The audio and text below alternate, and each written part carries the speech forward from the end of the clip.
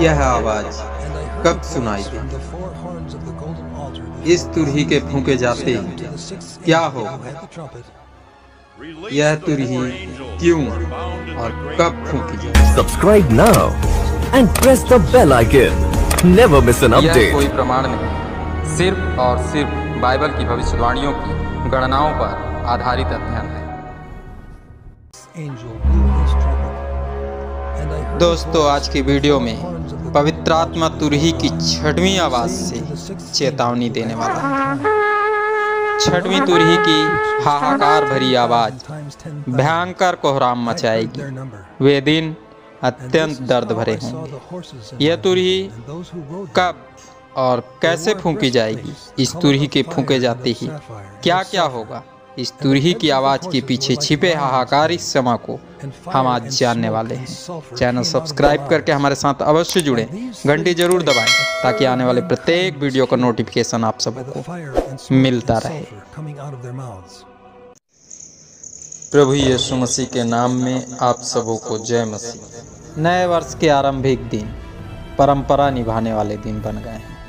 हम एक दूसरे को नए वर्ष की मुबारकबाद तो देते हैं, पर हमारे हृदय बहुत दूर है। आज का मनुष्य किसी कार्य की भांति परंपरा का निर्वहन कर रहा है। आपसी प्रेम भाईचारा मानो समाप्त सा हो गया है। मुख पर हंसी तो है, पर आनंद कहीं खो सा गया है।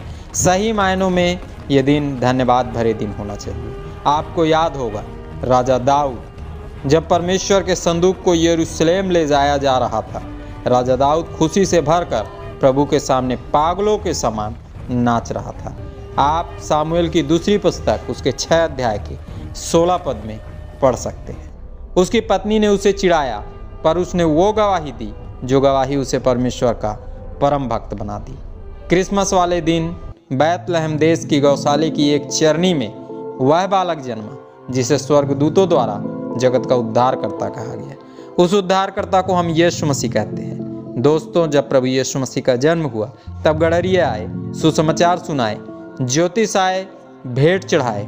8 दिन बाद उनका नामकरण हुआ। सो नया वर्ष क्रिसमस का 8वां दिन है। इस दिन प्रभु यीशु मसीह का नामकरण हुआ। इसी दिन इतिहास बंटा। यीशु के जन्म से पहले वाले समय को बिफोर क्राइस्ट कहा जाता है और प्रभु यीशु मसीह के जन्म के बाद के समय को आफ्टर डेथ अर्थात एडी कहा जाता है।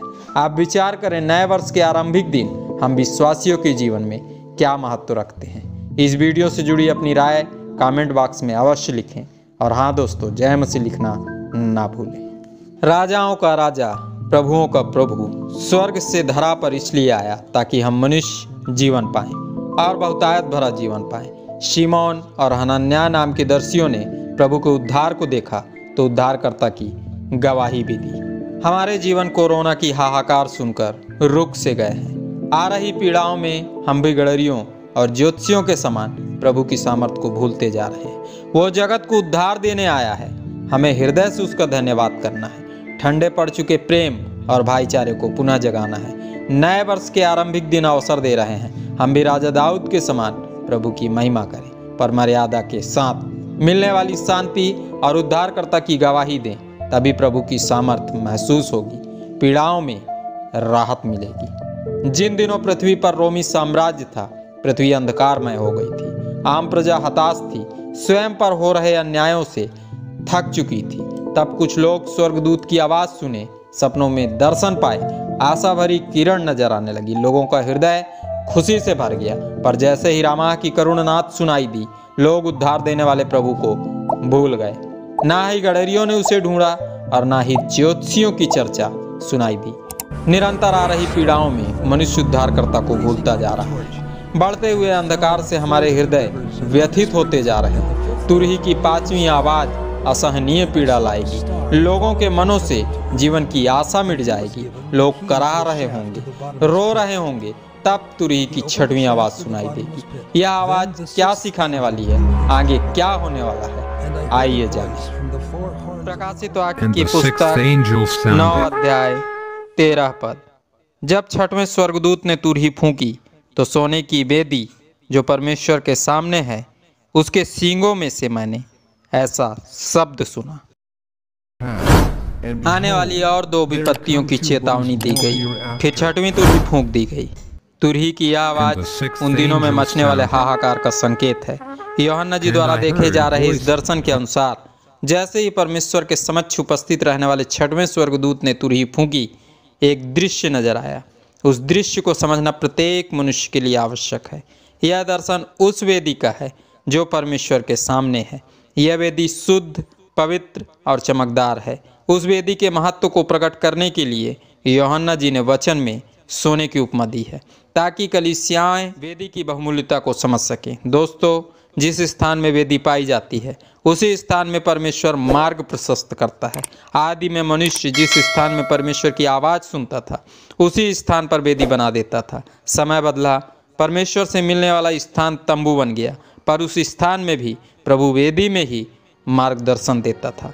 तंबू मंदिर में परिवर्तित हुआ, पर वहाँ भी प्रभु का मार्गदर्शन वेदी के सामने ही मिलता था। मनुष्य की बुद्धि का विस्तार हुआ। पवित्र आत्मा द्वारा उसे पता चला उसका शरीर परमेश्वर का सही मंदिर है। शरीर में स्थित उसका हृदय वेदी है। उस वेदी में परमेश्वर आज भी मार्गदर्शन देता है। जो मनुष्य इस वेदी को शुद्ध, पवित्र और चमकदार रखता है उसी को प्रभु का मार्गदर्शन समझ में आता है। आप इस बात को और भी गहराई से समझना चाहें तो हमारे द्वारा अपलोड प्रकाशन नंबर 94 अवश्य देखें। वीडियो का लिंक डिस्क्रिप्शन में उपलब्ध है। यूहन्ना जी ने पवित्र आत्मा द्वारा दिखाए जा रहे दर्शन की बहुमूल्यता को प्रकट करने के लिए उन उपमाओं का इस्तेमाल किया कि प्रत्येक मनुष्य की वेदी अर्थात हृदय शुद्ध, पवित्र और चमकदार बना रहे। मनुष्य के शरीर का यह स्थान बेहद मूल्यवान है। इस स्थान में ही परमेश्वर द्वारा मार्गदर्शन प्राप्त होता है। वचन पढ़ो तो ऐसा लगता है मानो सब कुछ लगातार होगा, पर ऐसा नहीं है। प्रलय का आरंभ होगा। परमेश्वर का प्रकोप प्रकट करने सर्वप्रथम टिड्डियां आएंगी। आने वाले टिड्डी दल द्वारा गैर विश्वासी 5 माह तक दंडित किए जाएंगे। दोस्तों, दंड तो आएगा, पर साथ ही साथ उन दिनों परमेश्वर का प्रेम भरा अवसर भी गैर विश्वासियों को दिया जाएगा। उन दिनों भी कई मनुष्य प्रेमी परमेश्वर का प्रेम और सामर्थ्य को पहचानेंगे, पाप करने से रुकेंगे, स्वयं का मन फिराएंगे, प्रभु यीशु मसीह की अधीनता को स्वीकार करेंगे। उसके बाद छठवीं तुरही फूकी जाएगी। यह तुरही कब फूकी जाएगी, कब हाहाकार मचेगा, आज पवित्र आत्मा बताने वाला है। सो दोस्तों, वीडियो अंत तक अवश्य देखें। वीडियो पसंद आए तो लाइक करके अपने दोस्तों और रिश्तेदारों में शेयर करें। कमेंट में अपनी राय या जय मसीह लिखना ना भूलें। वेदी के बाद यूहन्ना जी इस पद में सींगों का वर्णन करते हैं। सींगों से सामर्थ्य और शक्ति का परिचय प्राप्त होता है, अर्थात अब आगे जो भी होगा उसमें मानव जाति प्रभु की पूरी सामर्थ्य और शक्ति का परिचय पाने वाली है। हम जान चुके हैं इन दिनों तक मनुष्य आधुनिक बन चुका होगा। परमेश्वर का वचन उसे पुरानियों की कथा समान लगने लगेगा। इसलिए टिड्डी दल द्वारा परम प्रधान अपने इकलौते पुत्र की कुर्बानी का महत्व प्रकट करेगा।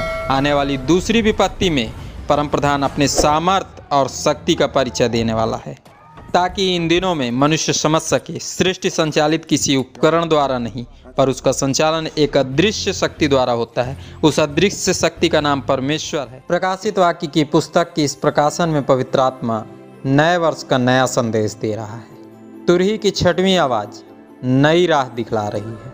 बढ़ता हुआ अंधकार हमें हताश और निराश करता जा रहा है, पर नए वर्ष की इस संदेश के द्वारा प्रभु हमें सिखाना चाहता है। हमारी देह परमेश्वर का सही मंदिर है, उसमें स्थित हृदय प्रभु की वेदी है। उसमें आ रही आवाज़ हमें सुनना है। यह आवाज़ प्रभु की है, उसके द्वारा दिए जा रहे मार्गदर्शन पर अमल करना है। स्वयं का मन बुराइयों और कामुकता से हटाकर जीवन देने वाले वचन की शिक्षाओं पर लगाना है। छठवीं तुरही के फूंके जाते ही वचन में वो दृश्य दिखाई दे रहा है जो दृश्य हमारे हृदय को खुशी प्रदान कर सकता है। प्रभु जन्म का महत्व समझ में आ जाए तो आ रही पीड़ाओं में शांति प्राप्त होगी। पीड़ाएं भले ही रामाह की करुणानाथ सुनाएं, पर हमारा हृदय धन्यवाद से भरा रहेगा। हम सदैव उद्धार देने वाले प्रभु की तलाश में जुटे रहेंगे, सदा आपसी प्रेम और भाईचारे में बने रहेंगे। यह तुरही फूके जाने से पहले परमेश्वर अपने इकलौते पुत्र की बलिदान की महिमा प्रकट कर चुका होगा। आगे वेदी का महत्व पुनः प्रकट करेगा। उन दिनों का मनुष्य परमेश्वर के सही मंदिर अर्थात अपनी देह को भ्रष्ट कर चुका होगा, स्वयं को मशीनों व जानवरों में परिवर्तित कर चुका होगा। वो मरना चाहेगा, पर आधुनिक उपकरणों और दवाइयों के कारण मर नहीं पाएगा। उद्धार व मोक्ष का मिलना उन दिनों में असंभव होगा। असहनीय पीड़ाओं से बचने के लिए लोग उन मनुष्यों की तलाश करेंगे जिनके हृदय शुद्ध, पवित्र और चमकदार हों, जिन्हें परमेश्वर का मार्गदर्शन प्राप्त होता हो, पर शायद ही उनकी तलाश पूरी हो पाए। हमारे अध्ययन की समय सीमा के अनुसार तुरही की 6वीं आवाज़ सन 2072 में सुनाई देना चाहिए। आज के अध्ययन से जो शिक्षा मिली, पवित्र आत्मा जो कहना चाहता है, उस शिक्षा के पद को सदैव स्मरण रखें। यह पद मरकुस रचित सुसमाचार उसके 8 अध्याय के 36 पद में पाया जाता है। आइए हम इस पद को धर्मशास्त्र बाइबल से पढ़ें। यदि मनुष्य सारे जगत को प्राप्त करे और अपने प्राण की हानि उठाए तो क्या लाभ होगा। आज पवित्र आत्मा ने हमें अद्भुत ज्ञान से भरा। आइए हम प्रार्थना द्वारा परमेश्वर का धन्यवाद करें। धन्यवाद सर्वशक्तिमान पिता परमेश्वर, आज की इस पवित्र दिन में आपने हमें 6वीं तुरही की हाहाकार भरी आवाज़ के द्वारा ज्ञान हम चाहते परमेश्वर पिता, हम अपने जीवन का आत्म मूल्यांकन कर सकें, अपनी देह को और अपने जीवन को सही दिशा में लाने वाले हो सके। प्रभु तू हमारी अगुवाई कर। तेरा धन्यवाद, तू सर्वदा हमारी प्रार्थनाओं को सुनता है, इसलिए धन्यवाद सहित प्रार्थना मसीह यीशु के नाम से मांगते हैं, आमीन।